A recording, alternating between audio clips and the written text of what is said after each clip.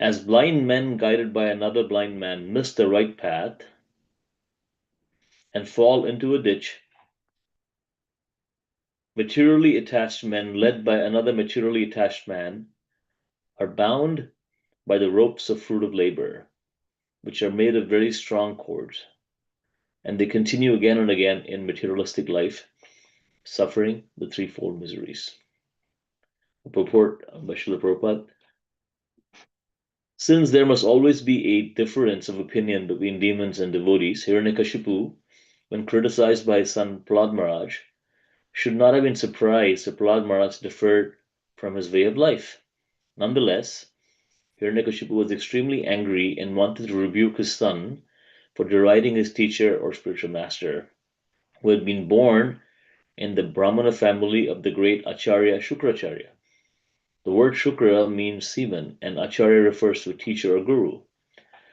Hereditary gurus or spiritual masters have been accepted everywhere since time immemorial. But Prahlad Maharaj declined to accept such a seminal guru or take instruction from him. The actual guru is Shrotriya, one who has heard or received perfect knowledge through parampara, the disciplic succession. Therefore, Prahlad Maharaj did not recognize as seminal spiritual masters. Such spiritual masters are not at all interested in Vishnu. Indeed, they are hopeful of material success. Bahir arthamanina. The word bahi means external, artha means interest, and manina means taking very seriously. Generally speaking, practically everyone is unaware of the spiritual world, which is in the dark portion of the creation. They do not know that beyond the material world is the spiritual world. Unless one is a devotee of the Lord, one cannot understand the existence of the spiritual world. Gurus, teachers who are simply interested in the material world are described in this verse as andha, blind. Such blind men may lead many other blind followers without true knowledge of the material conditions, but they are not accepted by devotees like Prahlad Maharaj. Such blind teachers, being interested in the external material world, are always bound by the strong ropes of material nature. I'll read the translation once again for context. Persons who are strongly entrapped by the consciousness of enjoying material life and who have therefore accepted as their leader or guru a similar blind man attached to external sense objects cannot understand that the goal of life is to return home back to Godhead and engage in the service of Lord Vishnu. As blind men guided by another blind man miss the right path and fall into a ditch, materially attached men led by another materially attached man are bound by the ropes of fruit of labor, which are made of very strong cords, and they continue again and again in materialistic life, suffering the threefold miseries.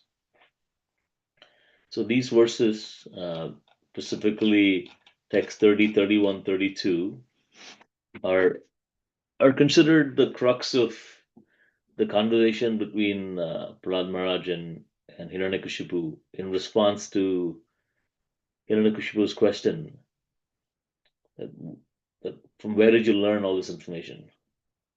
Because if your teachers have not taught you, so if you remember first when he spoke about the concept of surrendering to the Lord in that verse, that sadhu manye sudavadihinam sudha samudgnadiya asatgrahat hitvatmapatam gruhamandakupam vanam gato yat harimashrayeta. So when he spoke that verse, that the goal of life is to surrender to Lord Vishnu and go to the forest and so on, Hiranyakashipu was not angry. He was just amused that how come this young boy is uh, confused and he's speaking on behalf of Lord Vishnu Mainani. Maybe he was just being influenced, and so it's fine. Let's just uh, teach him properly. So he invites his teachers and tells them just protect them nicely and teach him nicely. Looks like somehow he's been influenced by outsiders. And when they do that, they try to teach him in all various ways, and they bring him back. And we read that verse for several days. The famous Shravanam Kirtanam Vishnu Smaranam Padasevanam Archanam Mandanam Dasyam Sakyam Atmanivedanam. So he speaks about the ninefold process of devotional service. And at that point, Hiranyakashipu becomes angry. And he calls the teachers and asks them, what happened now? I told you to be careful. And so the teachers protest and say, well, we never taught him any of this. Which is when Hiranyakashipu asks them again, so if you haven't been taught by teachers, how did you learn this incorrect knowledge? And that's what he refers to it as. He refers to it as asati, like improper knowledge. But this is the highest knowledge, although because of the perverted ideas of Hiranyakashipu, he considered this wrong knowledge. But this is the highest knowledge. And at the point, Prahlad Maharaj speaks this beautiful set of three verses. The first one, the devotees read yesterday, Matirna Krishne Paratasvatova Mitobipatyet Grahpratanam Adanta Gobi Rishadantamistram Punap Punascharita Charunanam. And Srila Prabhupada used to quote these three verses very, very regularly, especially the last line, the Punap Punascharita Charunanam. Whenever he saw people trying to make the same mistakes again and again and not learn from them, he would say this. Many of his talks and lectures you hear. And in this verse that we read yesterday, the Prahlad Maharaj is saying that because of uncontrolled senses, persons who are too addicted to materialistic life cannot understand spiritual life. Um, and they repeatedly chew that which has already been chewed, meaning that they try to take pleasure in things that they have tried before but have received no pleasure. Ultimately, they've received pain, but then they try to do it again, hoping that this time they will have a different outcome. And the definition of insanity is to do the same thing over and over again, expecting a different result. If you have a certain activity that results in a certain outcome, but you keep doing the same thing again, hoping that the next time you'll have a different outcome, is insanity. So that's the definition of materialistic life. And so Srila Prahlad Maharaj, he's emphasizing that such people who are materialistically inclined, repeatedly chewing the chewed, their inclination towards Krishna is never aroused, either on their own or by the instructions of others or a combination of the two. So even if they're given proper instruction, they never accept it because their mind is not at a point where they can even understand or accept this instruction. They're completely deaf and blind to any spiritual instruction because their mind is made up. And in this verse, uh, Srila Prabhupada Maharaj is continuing. He's saying that persons who are entrapped in this kind of consciousness and therefore they've accepted as their leader or guru a similarly materialistically attracted person, a blind person, according to Prahlad Maharaj. They cannot understand that the goal of life is to go back home, back to Godhead. They don't think this is even a question. They are convinced that the goal of life is to accumulate as much as possible and enjoy the senses to the fullest extent. And that is the goal of life. They're fully convinced that is the goal of life. And so Prahlad Maharaj says, as blind men guided by another blind man miss the right path and fall into a ditch, materially attached man led by another materially attached man are bound by the ropes of fruital labor. So if you're being led by a person who's completely clueless, then what destination do we expect?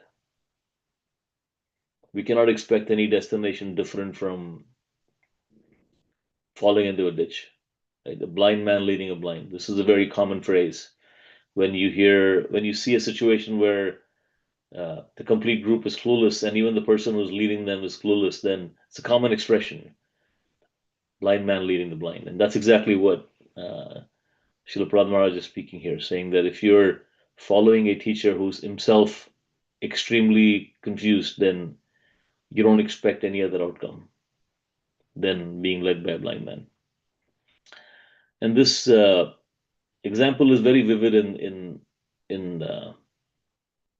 what Srila Prabhupada Maharaj is speaking. He personally experienced that he was led by teachers like Shanda and Amarka, who were the sons of Shukracharya. And their goal was only to impart completely materialistic education about dharma, artha, kama, or following some rules and regulations within the structure so that you could then enjoy your senses to the fullest and with the accumulation of wealth and other such topics they were teaching him. He was completely uninterested in those topics because those topics were not making any sense to him. He was not understanding those topics. So he personally experienced this. We also see in the ninth canto of Srimad Bhagavatam, when Shukracharya, he was similarly instructing Bali Maharaj. Bali Maharaj was the king and the leader of the Asuras. Uh, and he had received the favor of his spiritual master by worshipping him. And similarly, Indra had been the recipient of the disfavor of his spiritual master because he dishonored Brihaspati. So because of that, the opulence of Bali Maharaj had increased tremendously. And at that time, Vamanadev came to the assembly, Lord himself, and Bali Maharaj was instructed by his spiritual master at that time, Shukracharya, that don't accept anything that this person is going to ask you. The Vamanadev, when he came, Bali Maharaj recognized him as the effulgent Lord and showed us Shukracharya. So the point here is that in this case, Shukracharya, it's not like he was unaware that this is a Lord. He was aware of that. But he was so firmly fixed in his understanding that the goal of life is to increase your material opulence and not surrender to the Lord, that in spite of knowing this is the Lord, his instruction to Bali Maharaj was that this is Vishnu. So please don't be cheated by him. Don't accept his request, whatever he asks you. And when Vamanadev asked for these 3 steps of land, Bali Maharaj told him very clearly, instructed him, in fact, ordered him, saying, do not accept his request. Because if you accept his request, you will be destroyed. And consequently, so will I. Because Shukracharya's opulence and everything was derived from Bali Maharaj. So Bali Maharaj became completely bereft of his opulence, then so would Shukracharya. So there was self-interest also as part of this. At least so-called self-interest. He thought his self-interest was in his opulence. The opulence of Bali Maharaj. So he instructed Bali Maharaj not to accept the words of Vamanadev. But Bali Maharaj was awake to the true goal of life. And Bali Maharaj questioned Shukracharya. He said, well, the goal of any sacrifice is to satisfy Vishnu. Bhoktaram yajñatapasam sarvalokam maheshwaram. Krishna says in the Gita in the 5th chapter that he is the enjoyer of all types of sacrifices and austerities that anybody can perform. Bhoktaram yajñatapasam.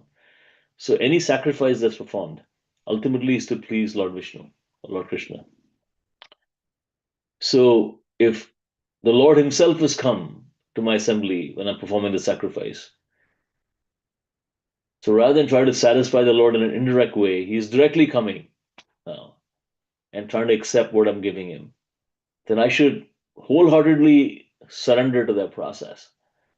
And so the goal of sacrifice is to satisfy Vishnu, and Vishnu himself has come, and your instructions to me are that I should ignore his request. So that type of instruction is incorrect.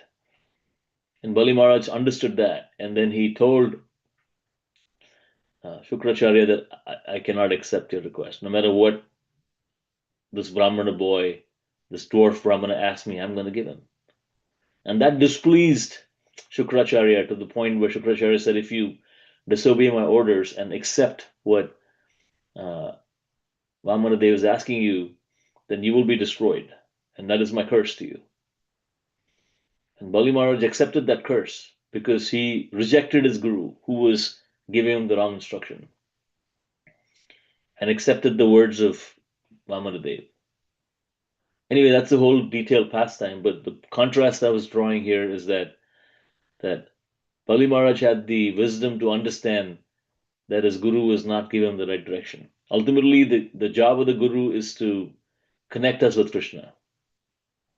So the question that we have to ask ourselves is, what are we expecting from our spiritual master? we all have been fortunate enough to be connected to the right parampara. In some cases, directly with Srila Prabhupada as your direct disciple. In some cases, as grand disciple of Srila Prabhupada. But in every case, right, our founder Acharya is Srila Prabhupada. We're directly connected to Srila Prabhupada in that sense, in direct parampara. So we're all very fortunate that we're connected directly to the parampara. We are not in a situation where we've accepted a leader or guru who's similarly blind. So we may be blind right now in terms of we may still be very materially attached and so on, but we have selected the right parampara. We connected to the right parampara where we can be led to the right path. So the question we have to ask ourselves is that what is our expectation from our spiritual master? Our spiritual master is not here to improve our material life. Our spiritual master is not here to improve our sex life. Our spiritual master is not here to improve our opulence. Those things are not the goal of the spiritual master. The spiritual master is only here to connect us with Krishna.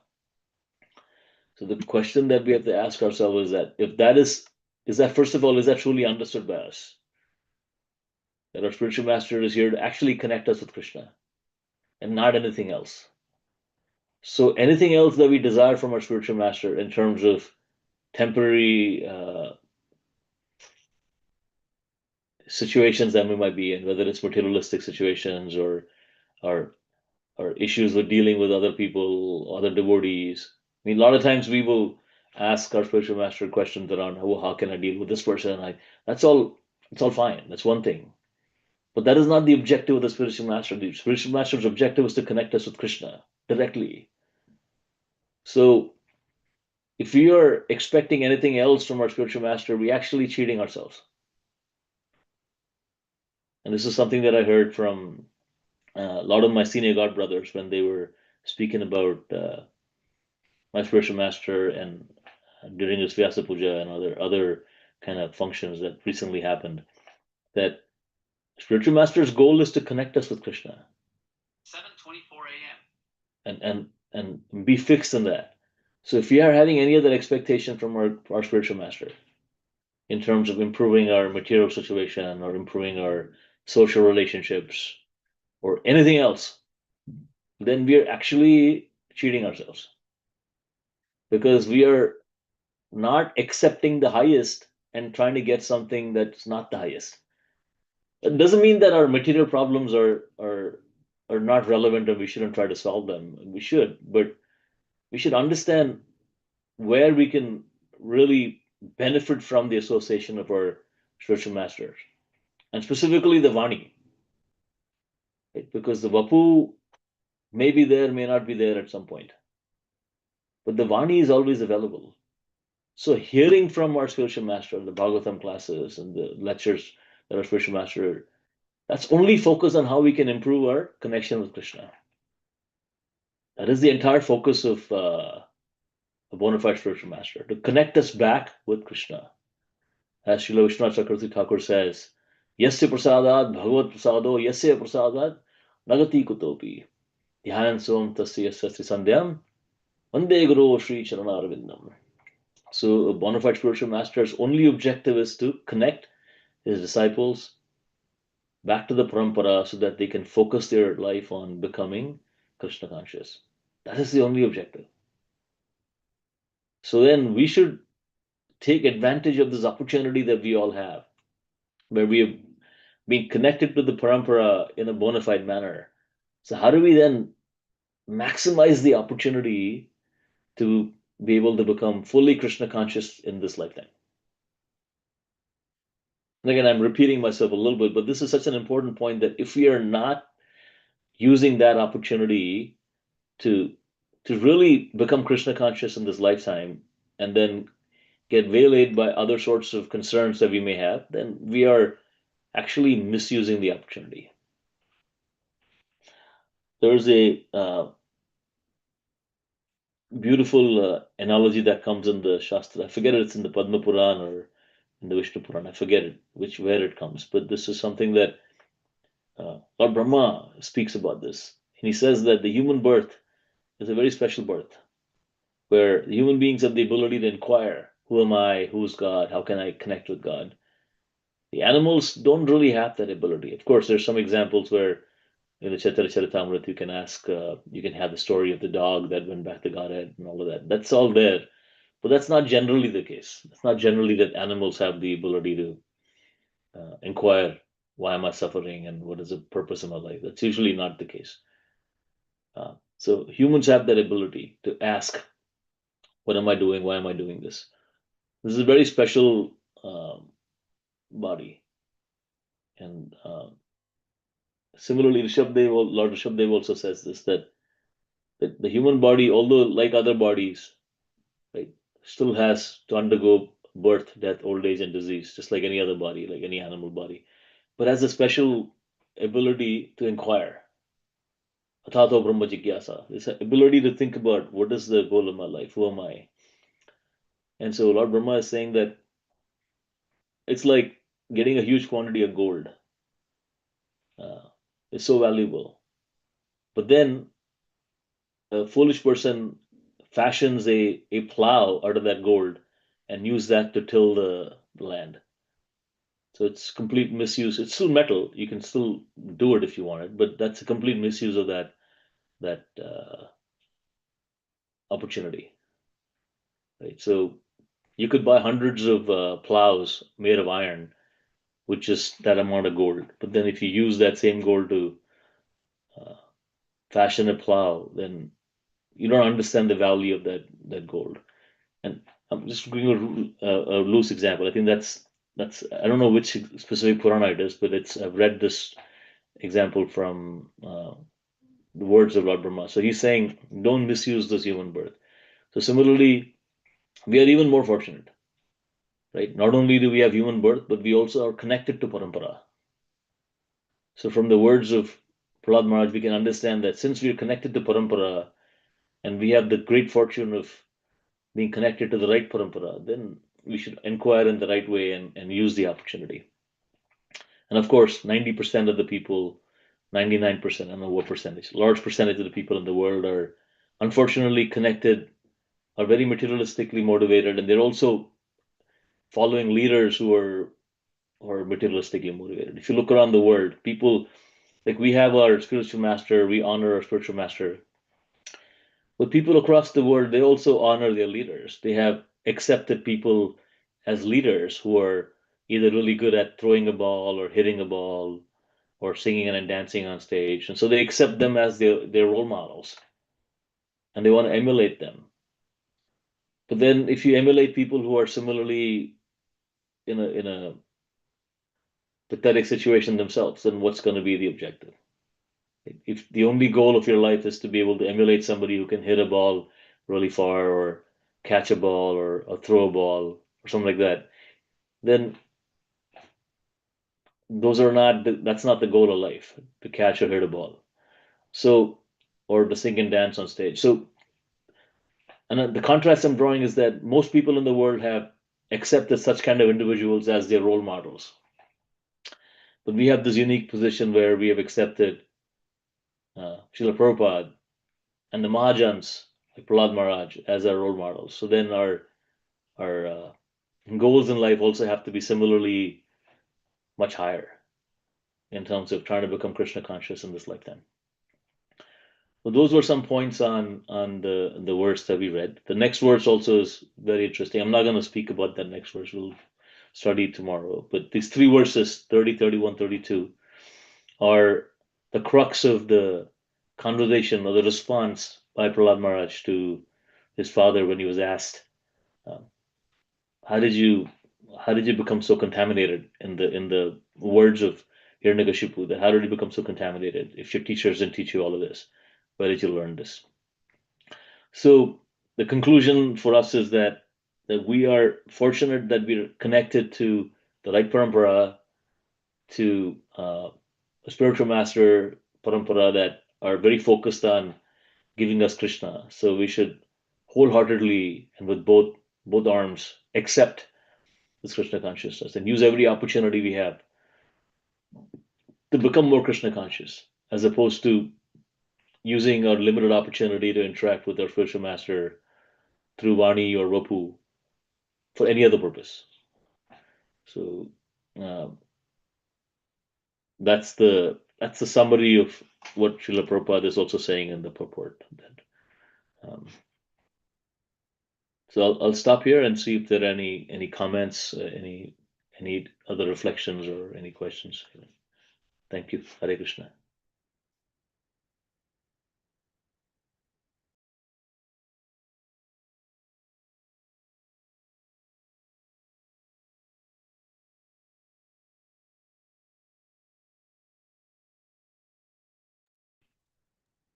Hare Krishna Prabhu. Thank you for a very nice class. I am looking at these verses and seeing that Prahlad Maharaj seems to be ignoring his father's question. Right?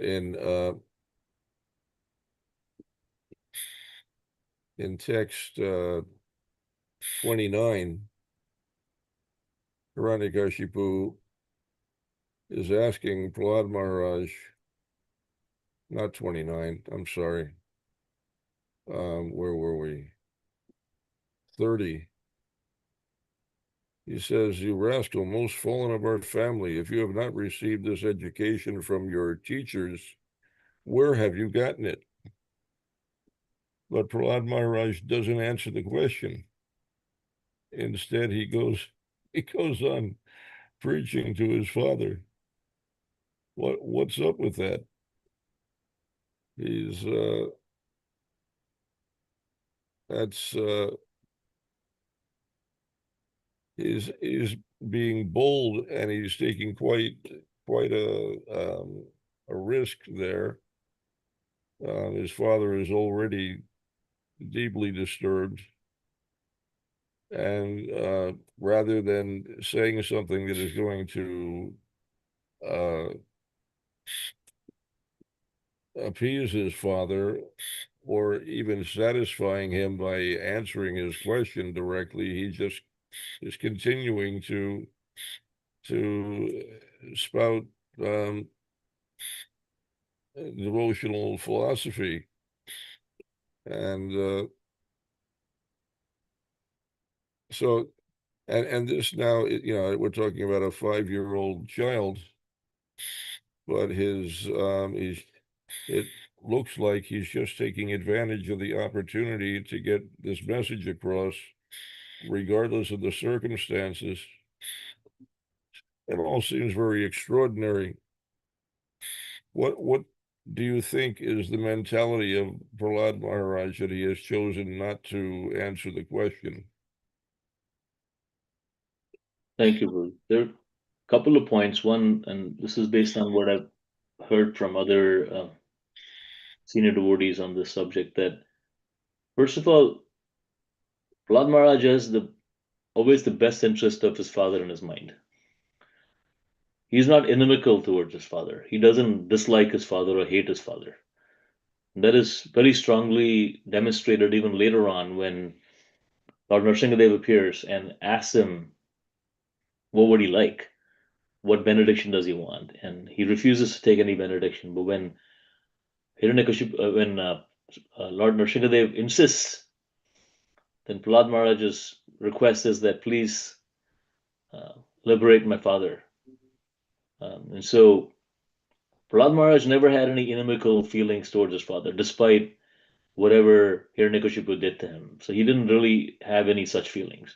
In fact, he actually speaks about this when the teachers teach him various subjects, and he says, it's it's interesting that you speak about friends and enemies, and I've heard this concept, but I never actually quite understood it because everyone has the Lord in their heart. So how can somebody be your enemy and somebody be your friend? Because the Lord is seated in everyone's heart, and the Jivatma is Satchidananda, is pure.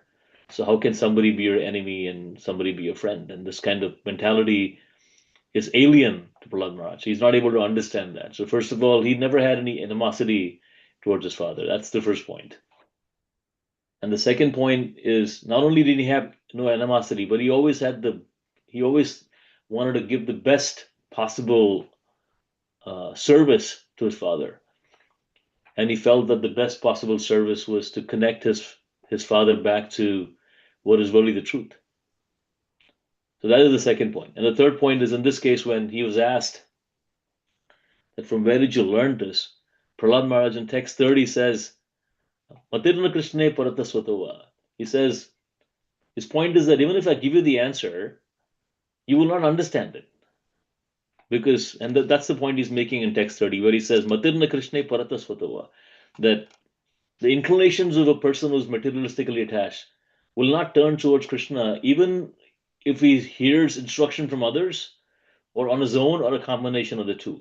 So his response is that you're asking me where I learned this, but even if I give you the answer, you will not understand it because you're completely closed to the idea of even hearing or accepting, right? They say that you can take a horse to the water, but you can't make it drink.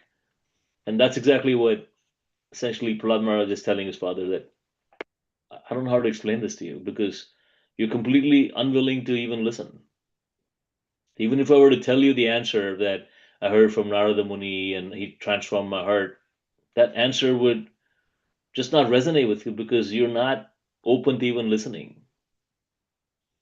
So anyway, so that's what I've heard from various teachers who speak about the subject. That not that Prahlad Maharaj was ignoring his father's question, but he was answering in a way that he felt that this is the truth, but you're not willing to listen or unable to listen. So what is the point in me telling you specifically how I heard this knowledge?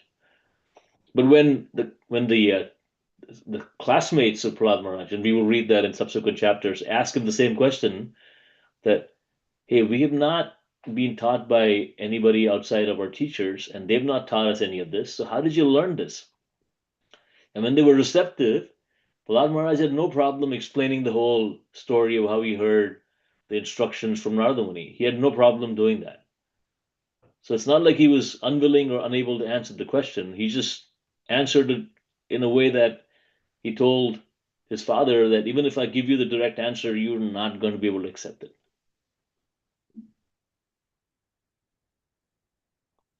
Does that address the question, Dr. Prabhuji? Yes, and it forms some very nice glorification of the character of Prahlad Maharaj. So I'm pleased to hear it. It's glorifying of Prahlad Maharaj. Very nice. Such an extraordinary personality. Thank you very much, Prabhu. Hare Krishna. Thank you, Hare Krishna. Any other questions or comments at this point?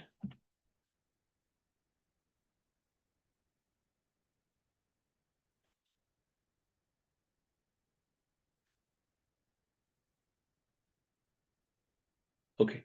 So, in conclusion, I think the key point that I took away is that the fact that we connected to the right parampara, and fortunate enough, we should use that opportunity to use any association with our spiritual master, whether it's Varni, Bapu, to maximize the opportunity for us to become fully Krishna conscious, as opposed to anything else that we might think is the question of the day or thought that comes to our mind. Agari Krishna Prabhu, you had something you wanted to add? No problem. Thank you so much for an enlightening class. So my question relates to the point you're making about just secular persons accepting as their role models just people's ability, So as we know, Krishna, he says in the Bhagavad Gita that he is ability in man.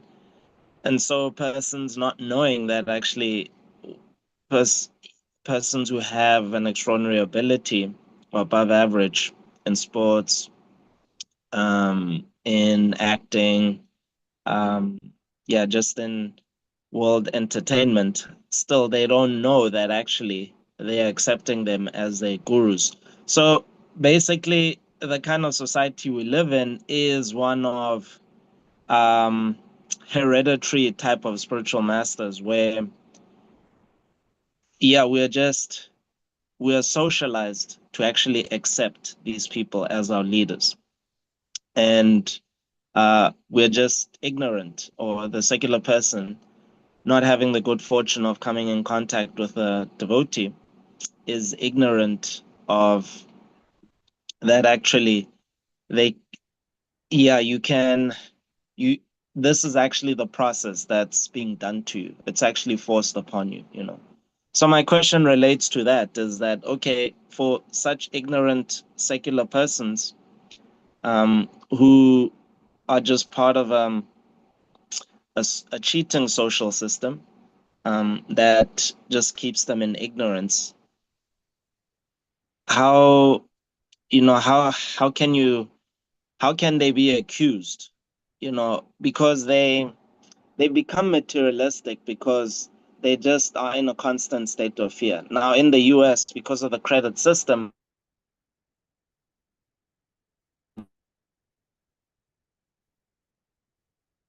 I I will just fall back. I'll become poor. I won't be able to afford a comfortable lifestyle. So therefore, you know, you take out debt, and then because you don't have enough money, you take out two jobs, um, you know, and then you're eating all this processed food, so you're unhealthy, and you just are just caught up in this cocoon of just there's no time to actually do the right thing. You know, so for such people, yeah, sure, they could be accused that you've accepted hereditary spiritual masters who are just going to keep you bound in the cycle of birth and death. But there's no other alternative because they have no higher knowledge. So for like such a situation, how do you actually help them? Just like your answer to Tarka Prabhu is is similar to trying to give Krishna consciousness to family members. You know, they see you as like the son, their daughter, as subordinate. They can't take higher knowledge. At the same time, you as a practicing devotee can see that, no, actually you're suffering because of your ignorance.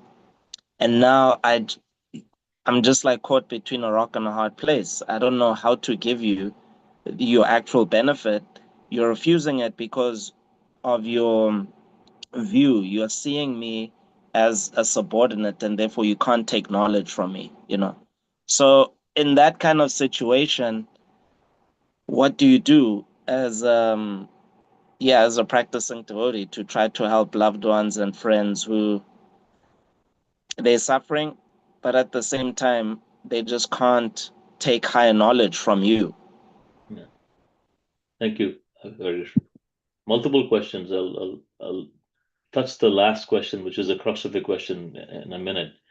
But the point about, like, there are multiple people with multiple expertise. So even as practicing devotees, right, if you, let's say, want to learn to play the violin, to play violin and kirtan, you have to learn violin from a person who knows to play the violin. A devotee may not know how to play the violin, so he's saying, I only want to learn violin from a devotee. um, who doesn't know to play the violin may not work. So we can have some discrimination where I can still learn a material skill from somebody, but compartmentalized to the point that I'm not taking spiritual instruction from that person. But maybe, like, if you want to learn how to, if you're unwell, if you want to get better, you may have to go to a physician who is expert in that particular condition. You may not necessarily be a devotee, but you're not surrendering your soul to that person. You're just taking specific physical treatment from that person. So that much discrimination we can have. I think that's fine, right? Like, if in our situation in Gita Nagari, if we have to do something very specific to a certain crop we're growing or anything else, it's okay to take instruction from fellow farmers who may not be devotees, but they know exactly how to grow something in this land or whatever. That's okay. That's different.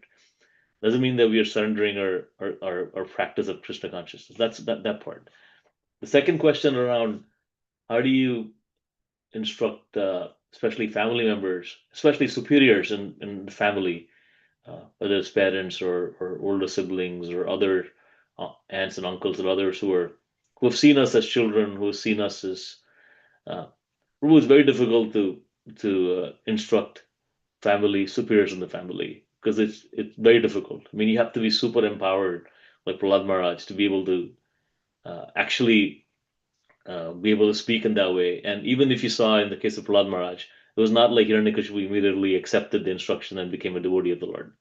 So generally, right, it's very difficult for anybody to preach to people who are in a superior position in the family or in the workplace or any other scenario, because they're conditioned by the relationship to accept you as a subordinate.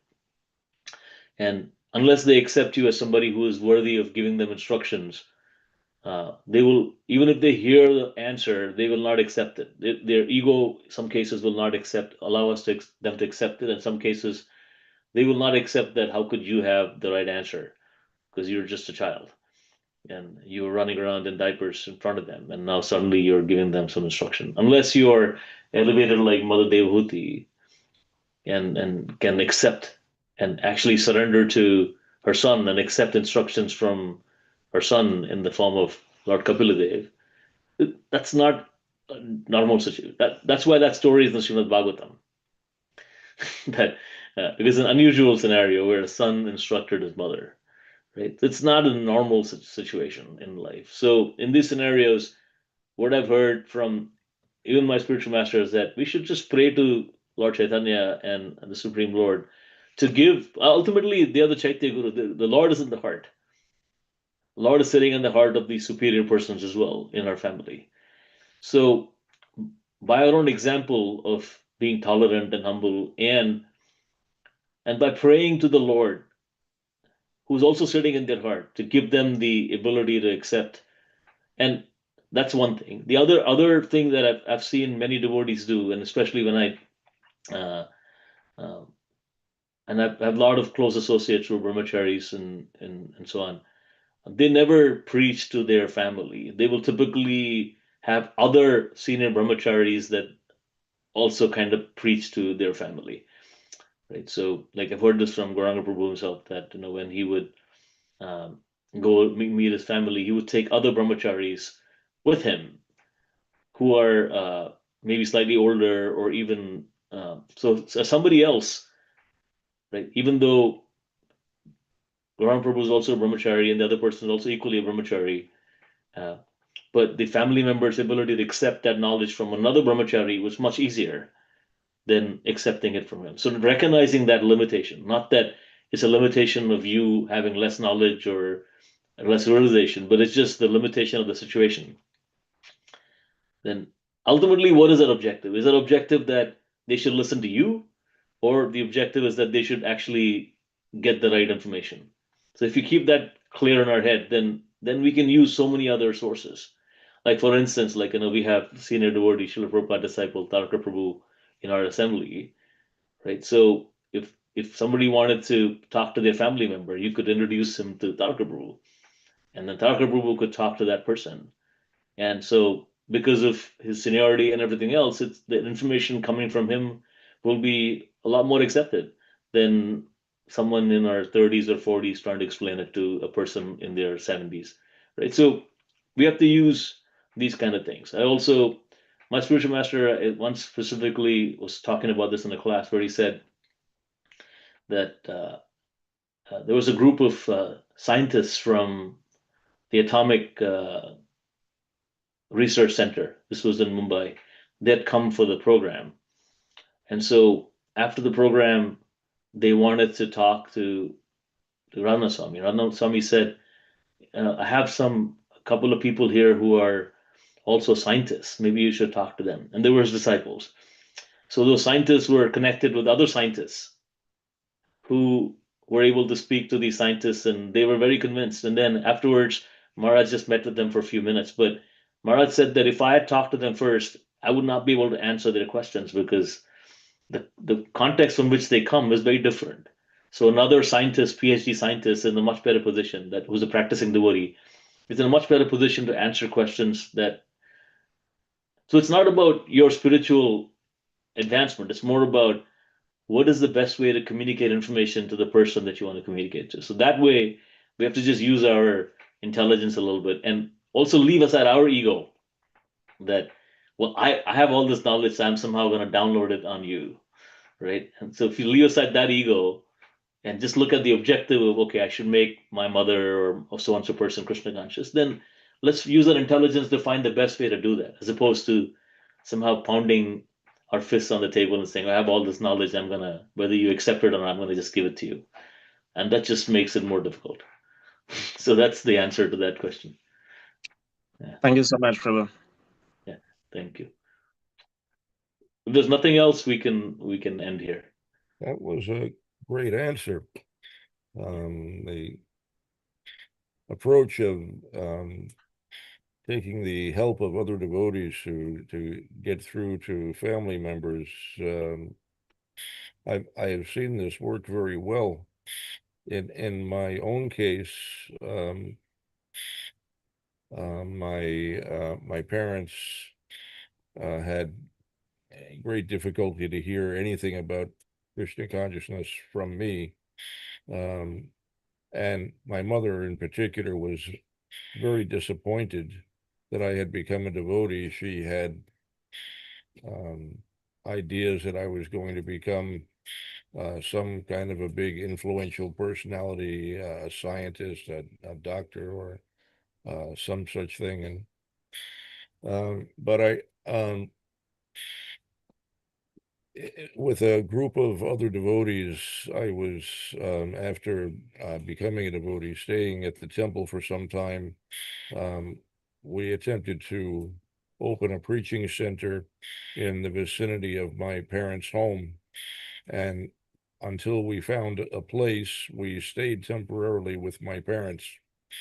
And one of the devotees who was with us was a very senior devotee and very, very knowledgeable. And so he would speak to my parents and my mother in particular. And one thing that he did that had a very profound effect was that he would explain to my mother how fortunate she was to have a son who understood the philosophy of Krishna consciousness, how special he was, what a great personality he was. And she would drink this up because she just, she wanted to be able to take pride in her son. She was disappointed because she couldn't find a way to be prideful about her son. Everything that he was doing was a disappointment to her because she couldn't understand it. But this devotee presented the situation to her in such a way that that satisfied her mundane desire for enjoying her pride, and that had a tremendous effect on her. She was really disliking Krishna consciousness, but when she heard that angle, she completely softened up and began to appreciate Krishna consciousness very much. And she was happy to speak to others and with pride, describing, her son has become a Hare Krishna devotee. It's, for a Western bred person like my mother, that's an extraordinary leap of progress. But anyway, so that had a wonderful effect. Hey, I had another question, but I can't remember what it was now. Oh, you were speaking about the parampara, our connection with the parampara. Srila Prabhupada is our founder, Acharya. We are very fortunate to be connected with such exalted personalities, to have the opportunity to receive knowledge through this particular sampradaya. It's quite special. when I was last in India, it was the mid-1970s, and I haven't had occasion to return. But at the time that I was there, we were struggling to try to preach at the time. The effort was it was just so difficult. People tended to think that they already know everything. We have nothing to tell them. They were very distrusting of the devotees. At the time, there was a rumor that the Hare Krishna devotees from the West were actually U.S. CIA agents in disguise, and we were trying to overthrow India. So people were sometimes reluctant to talk to us. We had not yet established ourselves, and they did not take us seriously. So it was a great struggle at that time. It was very, very hard. Um, Srila Prabhupada came up with a program of life membership to distribute his books to affluent Indians, and gradually tried to make inroads into the minds of the Indian populace. Many years have passed since then, decades have passed, and I believe that the situation has changed substantially. I'm wondering what your experience is, if you have any knowledge of how the Hare Krishna movement is regarded in India today. Yes, I can share maybe a little bit. Those tireless efforts by very specific, very senior Srila Prabhupada disciples that completely transformed. And His Holiness Jayapataka Maharaj is stalwart of that. Gopal Krishna Maharaj, Bhakti Charu Maharaj. These three specific senior Srila Prabhupada sannyasi disciples were the cornerstone of book distribution, a lot of opulent temples, and completely change in perception. And so the movement in India is flourishing like nowhere else. Right? Very few other places, like maybe Russia, it's flourishing, and a few other places. But so whole transformation happened by the tireless and consistent efforts. I think culturally, the thing was for people to see whether this is a fad or is it something that's actually sustained and based on philosophy. Because think about the culture. I mean, the traditions are thousands and thousands of years old, and there are monasteries and temples in India which can have traceable parampara thousands of years. So for a lot of the elite, in terms of spiritual elite in India, their first question was, is this just a fad that some people are just doing and then they'll forget about it and they'll go to another fad in another 6 months, or is it something that's sustainable? And by the efforts of these senior Vaishnavas, sannyasi disciples of Prabhupada, they established this as an irrevocable fact that this is not a fad. This is not something we're doing for the next 6 months and then we'll do something else. This is really based on the principles of Srimad Bhagavatam, Bhagavad Gita, uh, and so that really, in my humble opinion, changed that mindset where this is not a fad. Because I think the resistance that Prabhuji you've firsthand experienced is really based on, first of all, not understanding whether it's just a fad, that you're just doing this and then after 3 months you'll find something else to do, or is it really a dedication of life? And they saw that, and I think a lot of the classes, right, the masses followed, but the classes recognized that this is not some passing fad, and it's truly grounded on a firm understanding of Shastra, which is very important. And when the classes saw that, the masses followed. That's my short interpretation.